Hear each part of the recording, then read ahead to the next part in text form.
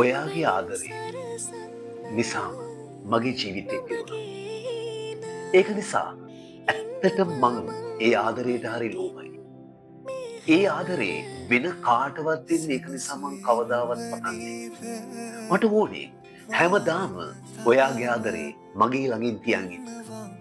ඒ ආදරේ මං විඳිනකොට මගේ ජීවිතේ පිරුණා. මම සතුටෙන් හිටියා.